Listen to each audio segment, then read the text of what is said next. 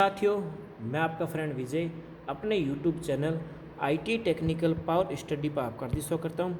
Friends, हमारी जो अभी रेगुलर क्लास चल रही है वो स्पेशली 12 का जो एग्जामिनेशन है, उसके अलावा UPPSL है, उसके अलावा जो अदर जो टेक्निकल एग्जामिनेशन है, उसके अलावा जो अदर जो टेक्निकल एग्जामिनेशन उसके लिए चल रही है।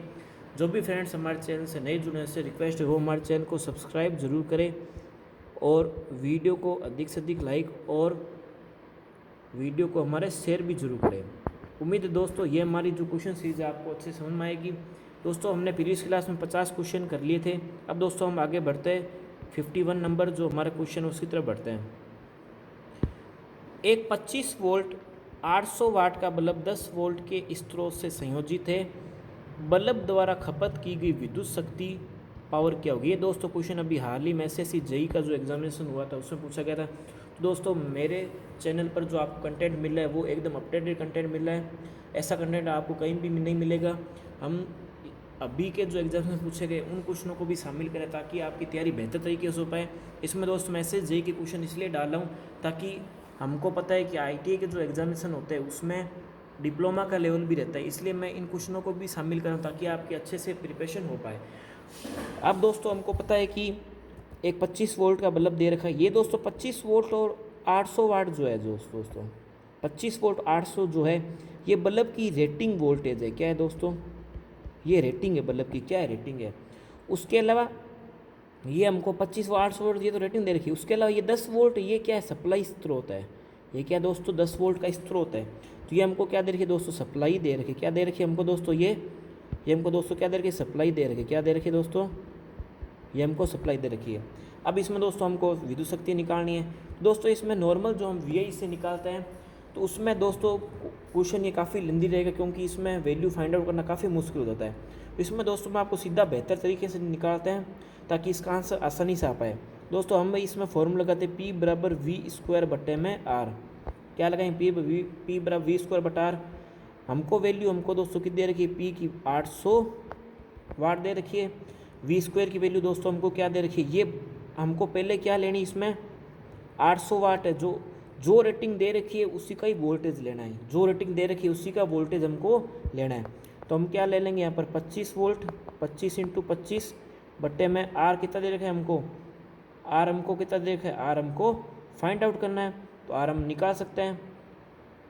तो R कैसे निकलेगा हमारा, तो R हम निकाल लेते हैं। R इज इक्वल टू कितना हो जाएगा, 25 × 25 बट्टे में 800 कितना आएगा दोस्तों, 25 × 25 बटा 800। तो हम इसको वैल्यू को निकाल लेते हैं। 25 का इसको 625 बट्टे में 800।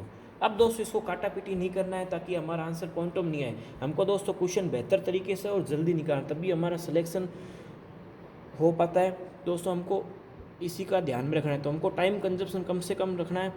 तो हमने इसमें वैल्यू किसकी निकालनी दोस्तों, हमने R की वैल्यू इसमें निकाल चुके हैं। ये वैल्यू किसकी है दोस्तों, ये हमको वैल्यू पता है कि ये वैल्यू हमारी किसकी है।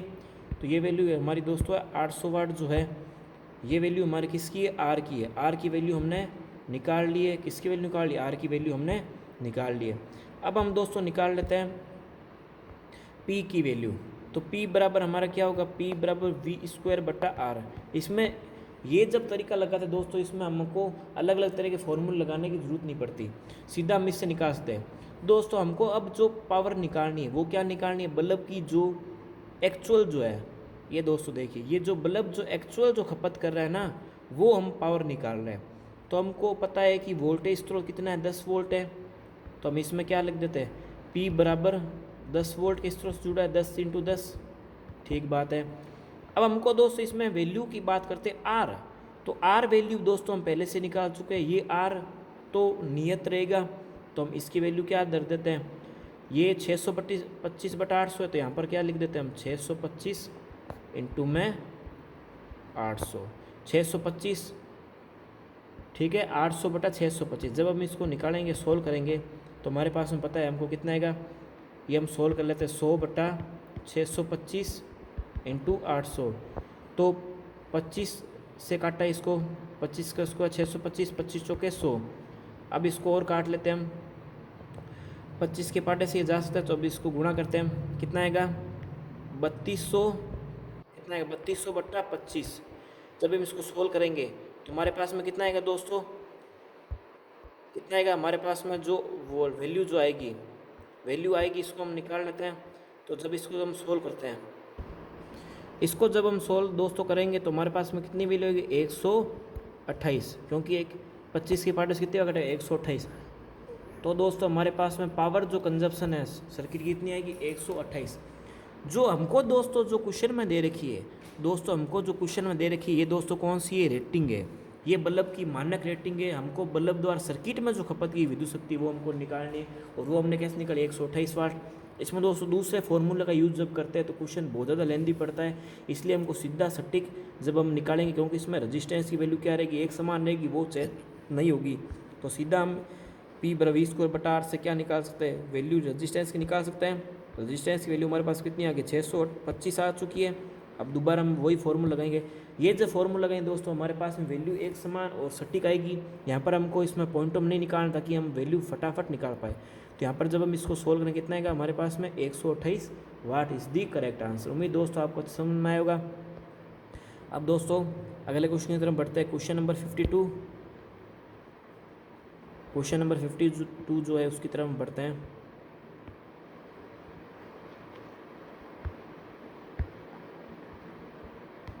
देखिए दोस्तों 52 नंबर क्वेश्चन है दोस्तों, विद्युत चुंबकीय प्रेरण में ऊर्जा परिपथ में आपूर्ति की जाती है और इस आपूर्ति ऊर्जा का एक भाग की पूर्ति करने के लिए व्यय किया जाता है।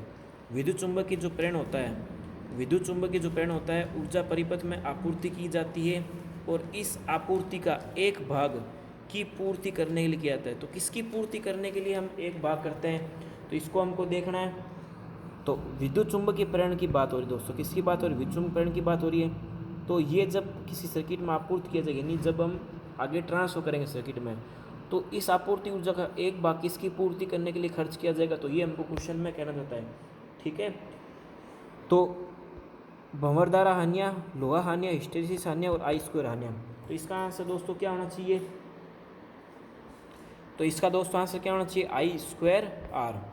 I²R जो हानियाँ होती है उसको खपत पूर्ति करने के लिए एक भाग क्या हो जाता है, उसका खर्च हो जाता है। क्या हो जाता है, I² हानियों को पूरा करने के लिए वो ऊर्जा का एक भाग खर्च हो जाता है।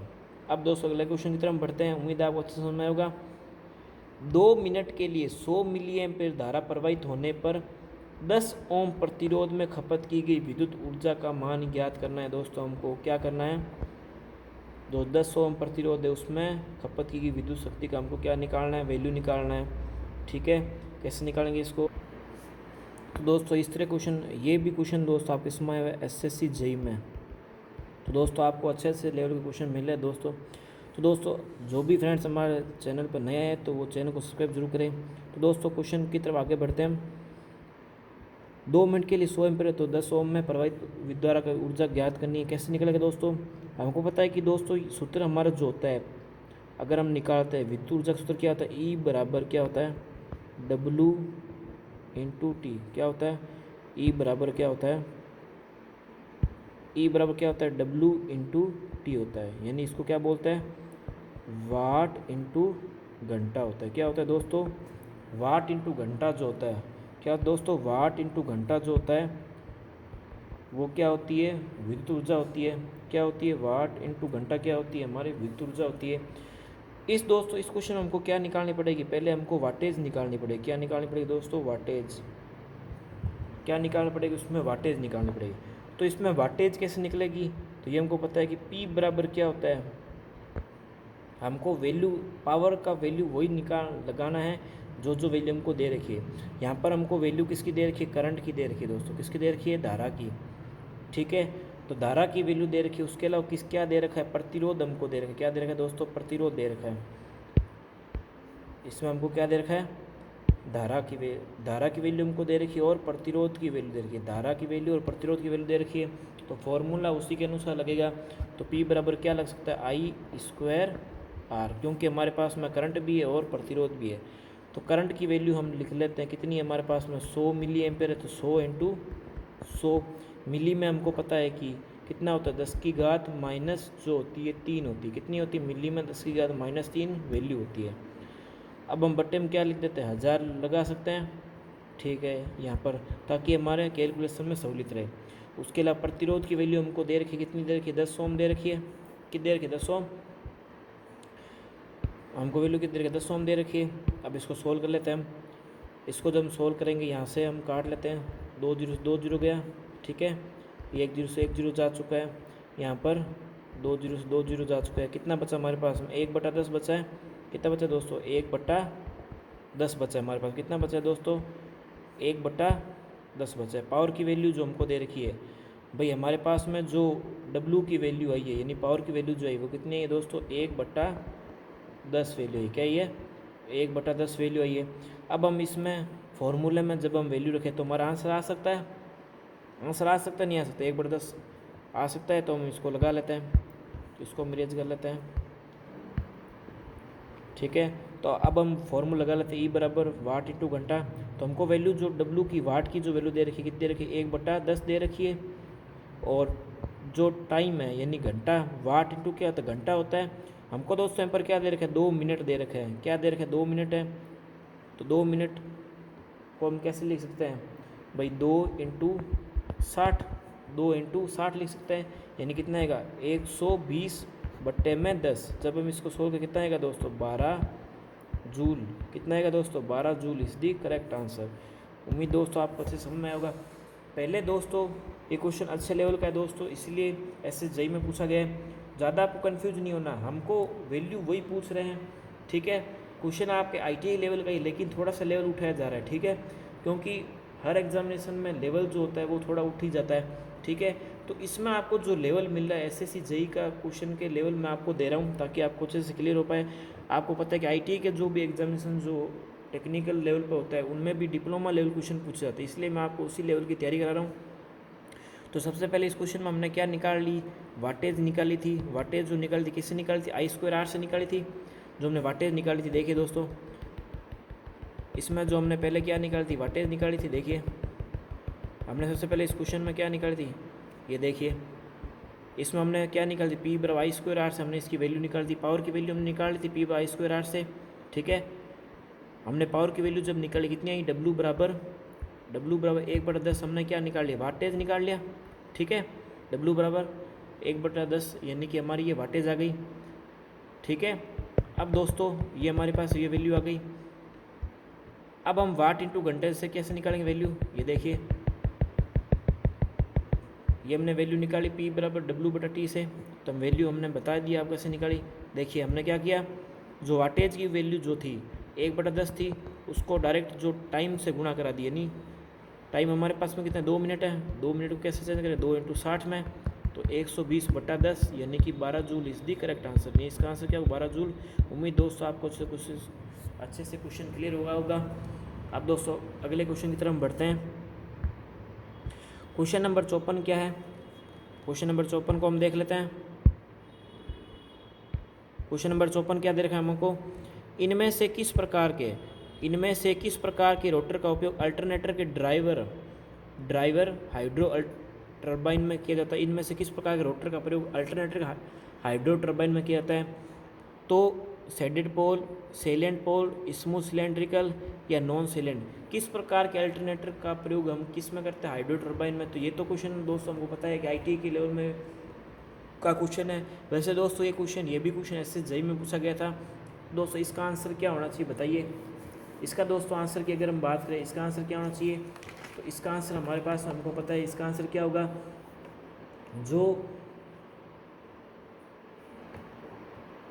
हमको पता है कि जो सेलियंट टाइप का जो होता है, जो हमारा सेलियंट टाइप का जो होता है, उसकी यूज जो है हम किस में करते हैं, उसका यूज हम किस में करते हैं, जो हमारा हाइड्रो टरबाइन होता है। हाइड्रो टरबाइन जो हमारा होता है, हाइड्रो टरबाइन जो हमारा होता है, हाइड्रो टरबाइन जो होता है हमारा, जो हमारा क्या होता है दोस्तों, हाइड्रो टरबाइन होता है। हाइड्रो टरबाइन जो होता है उसमें हम किसका यूज करते हैं, सेलेंट पोल टाइप का यूज करते हैं, ठीक है। हाइड्रो टरबाइन जो होता है उसमें किसका करते हैं, सेलेंट पोल टाइप का करते हैं। उसके अलावा जो सिलेंड्रिकल जो होता है, बेलनाकार पोर जो रोटर होता है, ठीक है, उसका किस में करते हैं, स्टीम इंजन जो होता है, भाप चलित जो संयंत्र होते हैं उसमें इसका यूज किया जाता है। किसका किया जाता है, भाप इंजन चालित में किसका जाता है, बेलनाकार टाइप पोल रोटर का यूज किया जाता है। आपको पता है कि दोस्तों जो बेलनाकार जो पोल रोटर होते हैं उसकी गति भी दोस्तों आपको पता होगी ज़्यादा होती है, ठीक है, और सैलेंट पोल की गति क्या होती है, कम होती है। अब दोस्तों अगले क्वेश्चन की तरफ बढ़ते हैं। अगर दोस्तों आपको वीडियो पसंद आ रहा है तो वीडियो को लाइक जरूर कीजिए और चैनल पर नए चैनल को सब्सक्राइब भी जरूर कीजिए। अब दोस्तों अगले क्वेश्चन की तरफ बढ़ते हैं। यदि एक मोटर की तुल्यकालिक गति कितनी है, 1000 आरपीएम है और रोटर की गति क्या है, 917 आरपीएम है, तो प्रतिशत जो स्लिप का मान है वो कितना होगा, ये हमको निकालना है। मोटर की हमको क्या दे रखी है, सिंक्रोनस गति दे रखी है और मोटर की गति आरपीएम में दे रखी 917 आरपीएम। तो परसेंटेज जो स्लिप आएगी वो कैसे आएगी दोस्तों, तो हमको पता है कि दोस्तों जो परसेंटेज स्लिप होती है कैसे निकलती है, परसेंटेज स्लिप का अगर हम मान निकाल दोस्तों कैसे निकालते हैं, NS माइनस NR अपॉन में NS इंटू 100, ठीक है। अगर इसमें दोस्तों हम इंटू 100 अगर हटा दें, ठीक है, अगर इसमें इंटू 100 हटा तो ये क्या हो जाती है दोस्तों, ये हमारी सिर्फ क्या हो जाती है, अंशीय स्लिप हो जाती है। क्या हो जाती है, अंशीय स्लिप हो जाती है। जब इसको हम परसेंटेज से जब इसमें क्या लगाते हैं, जब इसमें हम दोस्तों क्या लगाते हैं, परसेंटेज जब लगाते हैं, क्या लगाते हैं इसमें जब हम परसेंटेज जब लगाते हैं तो ये क्या बन जाती है, प्रतिशत स्लिप बन जाती है। तो यहाँ पर क्या करते हैं, इंटू 100 कर देते हैं। अब दोस्तों हमको सिंक्रोनस गति और रोटर गति वैल्यू दे रखी है। सिंक्रोनस गति हमको दे रखी है 1000 माइनस में 970 दे रखी है, बट्टे में NS हमको कितनी दे रखी है, 1000 इंटू में 100 दे रखा हमको। अब इसको हम वैल्यू को निकाल लेते हैं। 30 बट्टे में क्या होगा, 1000 इंटू में 100। जब इसको हम सोल्व करेंगे 2 जीरो 2 जीरो गया, 1 जीरो से 1 जीरो, यानी कि हमारा परसेंटेज स्लिप का मान कितना आएगा, 3%। क्या आएगा दोस्तों, 3% जो वैल्यू है वो हमारा आंसर आएगा। अब दोस्तों हम अगले क्वेश्चन में बढ़ते हैं। तापीय दक्षता के मामले में निम्न में से किस संबंध का उपयोग करके 1 kW विद्युत ऊर्जा को जूल में परिवर्तित किया जा सकता है। यानी कहने का मतलब 1 kW में कितने जूल होते हैं तो वो हमको बताना है। 1 kW इक्वल टू 3.10 की घात 5 जूल, 3.10 की घात 6 जूल, 3.10 की घात 3 जूल और 3.10 की घात 4 जूल। तो इसका करेक्ट आंसर क्या होना चाहिए, तो option number 2 is the correct answer. kW बराबर 3.40 की घात 6 जूल इसका आंसर होता है। कई जगह दोस्तों ये जो क्वेश्चन होता है, ये जो ऑप्शन होता है इस तरीके से देखने को भी हमको मिलता है। जैसे 3.40 की घात जो 6 होती है वो तो हमको मैंने आपको बता दी।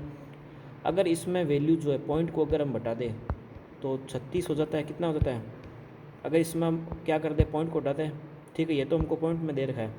अगर दोस्तों इसमें पॉइंट अगर हम हटा दें यानी 3.6 है, इसको बट्टे में 10 इंटू में, अब यहाँ पर 10 की घात 6 क्या हो जाएगी, 10 की घात 5, यानी कहने का मतलब 36 इंटू 10 की घात 5 भी इसका देखने को कई जगह मिलता है, ठीक है।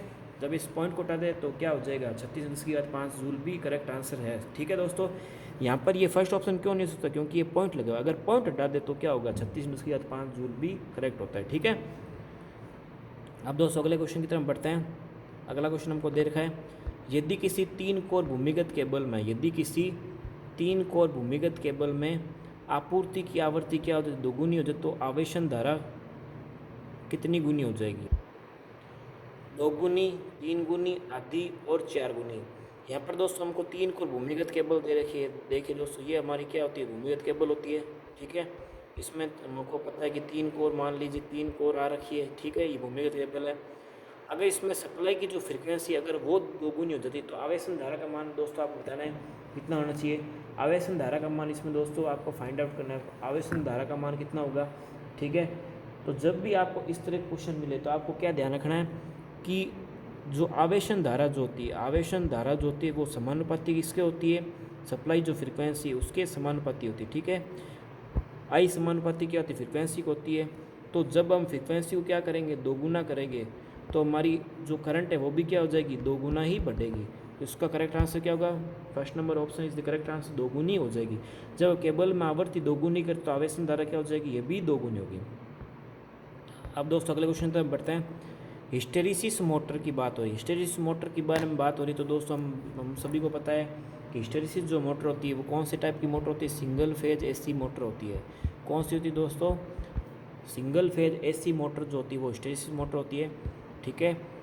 तो हिस्टेरिसिस मोटर कार्य करने संबंध में निम्नलिखित कथनों पर विचार करें और सही विकल्पों का उपयोग संयोजन चुनें। तो ये क्वेश्चन दे रखा हमको, हिस्टेरिसिस मोटर के स्टेटर में एक मुख्य वाइंडिंग और एक सहायक वाइंडिंग होती है। जब स्टेटर वाइंडिंग को एकल फेज आपूर्ति से आपूर्ति किया जाता है तो ये तुल्यकालिक परिक्रामी चुंबकीय क्षेत्र उत्पन्न करती है। रोटर के पदार्थ की धारणशीलता निम्न होती है, इसलिए सेथिली हानि कम होती है। उसके अलावा हिस्टेरिसिस मोटर के रोटर में बिना वाइंडिंग वाला चुंबकीय रूप से कठोर स्टील का एक चिकना बेलन होता है। तो हमको दोस्तों अलग अलग तरह के स्टेटमेंट दिए होते हैं। इस तरह के क्वेश्चन जो दोस्तों आजकल एग्जामिनेशन काफ़ी पूछे जाने लगे, इसलिए मैंने इन तरह के क्वेश्चनों को भी शामिल किया है। हमको दोस्तों स्टेटमेंट दे रखे 4 तरह के, तो इसमें हिस्टेरिसिस मोटर के बारे में पूछा है। तो हिस्टेरिसिस मोटर में हमको पता है कि क्या क्या संरचना होती है। तो हिस्टेरिसिस मोटर में हमको पता है कि जो हिस्टेरिसिस मोटर के स्टेटर में क्या होती है, एक मेन वाइंडिंग होती है। क्या होती है? एक मेन वाइंडिंग होती है और एक क्या होती है, ऑक्सिलरी वाइंडिंग होती है। मुख्य वाइंडिंग को हम क्या बोलते हैं दोस्तों, मेन वाइंडिंग कहते हैं, और सहायक वाइंडिंग को हम क्या बोलते हैं, ऑक्सिलरी, क्या कहते हैं, ऑक्सिलरी वाइंडिंग बोलते हैं। ठीक है, सहायक वाइंडिंग को हम क्या बोलते हैं, ऑक्सिलरी वाइंडिंग, या फिर इसको हम एक नाम से और जानते हैं, स्टार्टिंग वाइंडिंग। किस नाम जानते हैं, स्टार्टिंग वाइंडिंग और ऑक्सिलरी वाइंडिंग। और ये जो वाइंडिंग होती है कौन सी होती है, मुख्य वाइंडिंग एंड मेन वाइंडिंग होती है। ठीक है, उसके अलावा दूसरा स्टेटमेंट हम देख लेते हैं।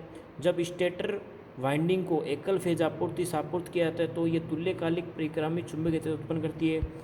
ये भी स्टेटमेंट सही है, क्योंकि हिस्टेरिसिस मोटर सिंगल फेज की क्या कहलाती है, सिंक्रोनस मोटर कहलाती है। ठीक है, सिंक्रोनस मोटर एक अलग तरह की मोटर होती है जो कि इस पर चलती है, 3 फेज सप्लाई पर चलती है, लेकिन हिस्टेरिसिस मोटर जो होती है वो भी एक तरह की सिंगल फेज आपूर्ति से चलती है। ठीक है, सिंगल फेज वाली हिस्टेरिसिस मोटर होती है, इसको हम क्या बोलते हैं, सिंक्रोनस मोटर भी कहते हैं। ठीक है, तो ये भी स्टेटमेंट सही है। रोटर के पदार्थ की धारणशीलता निम्न होती है, इसलिए सेथिली हानि कम होती है। ये स्टेटमेंट एकदम गलत है।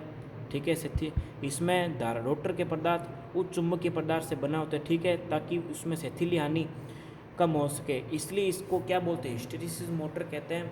ठीक है, उच्च क्रोम पदार्थ से इसकी जो मेटेरियल होता है वो रोटर पदार्थ इसका उच्च क्रोम इस्पात से बना होता है, ताकि इसमें सेथिली हानि क्या हो सके, बढ़ाया जा सके। ठीक है, सेथिली हानि बढ़ाने के लिए तो धारणशीलता इसमें क्या होती है, उच्च होती है। ठीक है, तो ये स्टेटमेंट एकदम गलत है, CO स्टेटमेंट गलत है। जो लास्ट वाला स्टेटमेंट इसको देख ले, हिस्टेरिसिस मोटर के रोटर में बिना वाइंडिंग वाला चुंबकीय रूप से कठोर स्टील का क्या होता है, चिकना बेलनाकार बेलन होता है, यानी स्टेटमेंट नंबर 4 एकदम करेक्ट है। इस तरह के दोस्तों जब भी क्वेश्चन आए तो आपको सबसे पहले चारों स्टेटमेंट पढ़ लेना है। ये क्वेश्चन दोस्तों देखा जाए तो मॉडरेट लेवल का होता है। क्यों होता है मॉडरेट लेवल का, क्योंकि इसमें सबसे पहले आपको पहले तो उस मोटर के बारे में पूरी संरचना पता होना चाहिए। ठीक है, वैसे तो इसमें पूछा गया क्वेश्चन सिर्फ एक ही मात्र, लेकिन इसमें आपको चारों चीज़ों के बारे में पता होना चाहिए। इसलिए अभी जो इस तरह क्वेश्चन अभी ट्रेंड ज़्यादा चल रहा है, तो आपको इसमें आपको 3 तरह के स्टेटमेंट देके आपको पूछ लिया जाएगा कौन सा स्टेटमेंट सही है कौन सा गलत है। तो इस तरह क्वेश्चन काफ़ी पूछे जाते हैं, इसलिए मैंने आपको इस तरह के क्वेश्चन दिए हैं। ठीक है, तो इसका स्टेटमेंट नंबर A सही है और B भी करेक्ट है और D स्टेटमेंट भी सही है। ठीक है दोस्तों, उम्मीद है आपको अच्छे समझ में होगा। अब दोस्तों हम अगले क्वेश्चन की तरफ बढ़ते हैं। LDR का पूरा नाम क्या होता है, LDR का पूरा नाम पूछा है दोस्तों हमको। तो LDR का पूरा नाम क्या होता है, लाइट डिपेंडेंट रजिस्टर। क्या होता है, लाइट डिपेंडेंट रजिस्टर। इसको दोस्तों हम क्या बोलते हैं, LDR कहते हैं। क्या बोलते हैं दोस्तों, इसको हम LDR कहते हैं। ये प्रकाश पर निर्भर क्या होता है, प्रतिरोध होता है। प्रकाश निर्भर प्रतिरोध भी इसको हम बोलते हैं। क्या बोलते हैं, प्रकाश निर्भर प्रतिरोध भी कहते हैं। अब दोस्तों अगले क्वेश्चन में बढ़ते हैं। अगर 22 फोटो डायोड में आने वाले प्रकाश की तीव्रता को बढ़ाया जाए तो धारा पर क्या प्रभाव पड़ेगा। हमको पता है कि दोस्तों फोटो डायोड की जो संरचना होती है ये हमारे पास में डायोड बना लेते हैं हम एक। ठीक है, और ये हमको पता है कि यहाँ पर क्या होता है, एनोड होता है, और यहाँ पर क्या होता है, हमारा कैथोड होता है।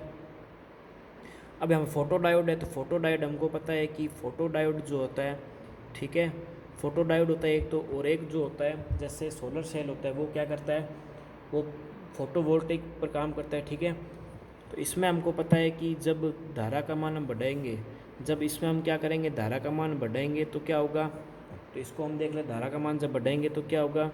अगर हम प्रकाश की तीव्रता को बढ़ा रहे हैं तो यहाँ पर ये क्या करता है, आपको पता है प्रकाश को ग्रहण करता है। फोटो डायोड क्या करता है, प्रकाश को ग्रहण करता है। क्या करता है, प्रकाश का ग्रहण करता है। तो जब हम प्रकाश की तीव्रता को बढ़ाएंगे तो यहाँ पर क्या होगा, होल और इलेक्ट्रॉन को क्या होगा, चालन होगा, जिससे क्या होगा, धारा हमारी क्या होगी दोस्तों, बढ़ेगी। क्या होगी, धारा बढ़ेगी, क्योंकि फोटो डायोड माने प्रकाश की तीव्रता को बढ़ा रहे हैं। क्योंकि हमको पता है कि इस तरह के डायोड में क्या होती है, प्रकाश की तीव्रता जो होती है, प्रकाश की तीव्रता जो होती है वो समानुपाती क्या होती है, किसके होती है, धारा के होती है। क्या होती है, धारा के समानुपाती होती है। क्या होती है? धारा के समानुपाती होते हैं। इसमें अगर आप पूछ ले कि तीव्रता को अगर 2 गुना बढ़ा दे तो धारा कितनी बढ़ेगी? वो भी 2 गुना बढ़ेगी। ठीक है दोस्तों, तो इस तरह के क्वेश्चन में क्या कर ध्यान रखना है आपको, जो तीव्रता जो होती है वो धारा के समानुपात में ही होती है। अब दोस्तों अगले क्वेश्चन की तरफ बढ़ लेते हैं। एक टनल डायोड क्या होता है? टनल डायोड की दोस्तों बात हो रही है। एक उच्च प्रतिरोध पीएन जंक्शन डायोड, एक स्विचिंग उपकरण, एक प्रवर्धन उपकरण, अत्यधिक डोपिंग युक्त जो होता है पीएन जंक्शन डायोड। तो यहाँ पर हमको पता है दोस्तों टनल डायोड की बात हो रही है। किसकी बात? टनल डायोड की। तो टनल डायोड हमको पता है इस तरीके से टनल डायोड की संरचना होती है। ठीक है, ये नॉर्मल डायोड बन गया। यहाँ पर इसमें देखिए कैसे बनेगा, ये डायोड बन गया इस तरीके से। अब यहाँ पर क्या होता है, इस तरीके से संरचना बनी जाती है इसकी। ठीक है, इसको क्या बोलते हैं? एनोड। इस भाग को इसको क्या बोलते हैं? कैथोड। ये होता है टनल डायोड। कैसा होता है दोस्तों? Tunnel diode. ये जो टनल डायोड का जो सिंबल है ये किस में पूछा गया था? ये JVVNL जो एग्जामिनेशन है, जयपुर विद्युत वितरण निगम जो है, उसमें ये क्वेश्चन पूछा गया था कि टनल डायोड का सिंबल बनाइए। तो इस तरीके से दोस्तों आपको ध्यान रखना है कि टनल डायोड का सिंबल भी आपको ध्यान रखना है। ठीक है, तो टनल डायोड क्या होता है? एक उच्च प्रतिरोध पीएन जंक्शन डायोड, एक स्विचिंग उपकरण, प्रवर्धन युक्ति। तो किस तरह की युक्ति होती है? तो टनल डायोड जो होती है अत्यधिक जो डोप्ड होती है, अत्यधिक डोप्ड पीएन जंक्शन डायोड होता है। अत्यधिक डोप्ड का मतलब क्या होता है?